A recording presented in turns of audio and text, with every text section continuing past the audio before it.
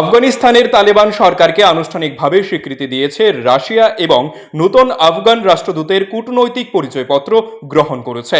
এর মধ্য দিয়ে রাশিয়া তালেবান সরকারকে আনুষ্ঠানিকভাবে স্বীকৃতি দেওয়া প্রথম দেশ হয়ে উঠেছে। সংবাদ প্রতিবেদন অনুযায়ী রাশিয়ার পররাষ্ট্র মন্ত্রণালয়ের বিবৃতিতে বলা হয়েছে, আমরা বিশ্বাস করি যে আফগানিস্তানের ইসলামিক আমিরাতের সরকারকে আনুষ্ঠানিকভাবে স্বীকৃতি দেওয়ার পদক্ষেপ বিভিন্ন ক্ষেত্রে আমাদের দ্বিপাক্ষিক গঠনমূলক সহযোগিতার বৃদ্ধির প্রক্রিয়াকে ত্বরান্বিত করবে। উল্লেখ্য যে কিছু দেশ আফগান দূতাবাসের কিছু অংশ তালেবান প্রতিনিধিদের কাছে হস্তান্তর করেছে, কিন্তু এখনও তালেবান সরকারকে স্বীকৃতি দেয়নি। গত বছরের শেষের দিকে রাশিয়ার পার্লামেন্ট তালেবান সরকারকে স্বীকৃতি দেওয়ার একটি আইনের পক্ষে ভোট দেয়, যা রাশিয়ার নিষিদ্ধ সন্ত্রাসী সংগঠনের তালিকা থেকে তালেবানকেও বাদ দেবে।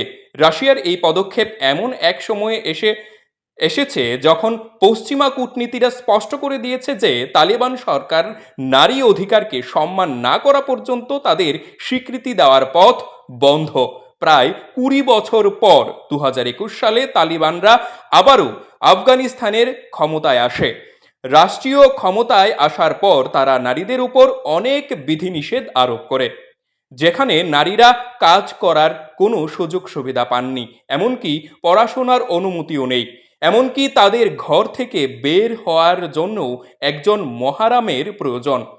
2021 সালের অগাস্টে তালেবানরা আফগানিস্তানের নিয়ন্ত্রণ ফিরিয়ে আনার পর কোনো দেশই তাদের সরকারকে স্বীকৃতি দেয়নি। তবে এই সময়ের মধ্যে রাশিয়া ধীরে ধীরে তালিবানদের সাথে সম্পর্ক গড়ে তুলেছে। আফগানিস্তান ও রাশিয়ার ইতিহাস বেশি জটিল ও রক্তক্ষয়ী। 1979 সাল যখন হাজার হাজার প্রাক্তন সোভিয়েত সেনা আফগানিস্তানের বামপন্থী সরকারকে সমর্থন করার জন্য কাবুলে যায়, তখন মার্কিন যুক্তরাষ্ট্র সমর্থিত আফগান মুজাহিনদের সাথে দীর্ঘ যুদ্ধে 15,000-এরও বেশি সোভিয়েত সৈন্য নিহত হয়। পরে 1989 সালে সোভিয়েত সেনাবাহিনীগুলি আফগানিস্তান থেকে সরে যেতে বাধ্য হয়।